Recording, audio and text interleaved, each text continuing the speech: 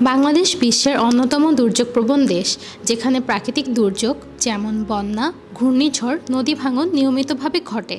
প্রতি বছর বর্ষাকালে বন্যায় গ্রামাঞ্চল প্লাবিত হয়, খাদ্য, পানি ও চিকিৎসা সেবার সংকট দেখা দেয়।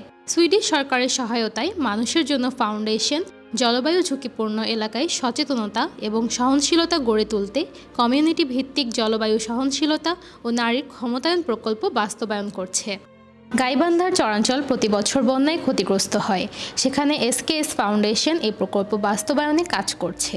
প্রকল্পের আওতায় ক্লাইমেট অ্যাকশন গ্রুপ গঠন করা হয়েছে, যা 2024 সালের বন্যায় সচেতনতা, উদ্ধার ও ত্রাণ কার্যক্রমে গুরুত্বপূর্ণ ভূমিকা রেখেছে।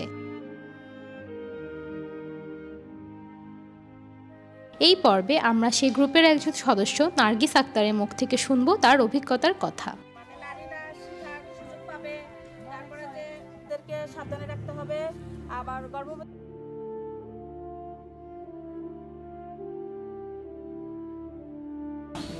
জুলাইয়ের 4 তারিখ থেকে বন্যার পানি এতটাই বেশি ছিল যে বিপদ সীমার 56 সেন্টিমিটার উপর দিয়ে চলে গেছে।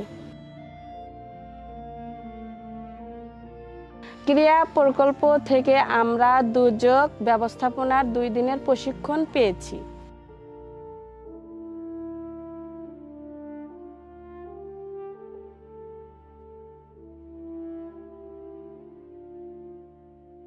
এই প্রকল্প থেকে আমরা অনেক কিছু উপকরণ পেয়েছি, যেমন life jacket, helmet, torch light, gumboot, raincoat, এগুলা রাখার জন্য বড় আমরা বাস্ক পেয়েছি। এই বন্যার সময় আমরা মাইক দিয়ে মানুষদেরকে সচেতন করছি। যাদের বাড়িতে পানি উঠেছে তাদের বাড়িতে গিয়েছি, যেয়ে বৃদ্ধ, শিশু, প্রতিবন্ধী, বাড়ির ভিতরে যেগুলো লোক ছিল তাদেরকে নিয়ে উঁচু জায়গা টেনে রাখছি। আমরা যে বাড়িগুলো বন্যা ডুবে গিয়েছিল এবং ঝুঁকিপূর্ণ ছিল তাদের তালিকা করে আমরা ইউনিয়ন পরিষদে জমা করছি।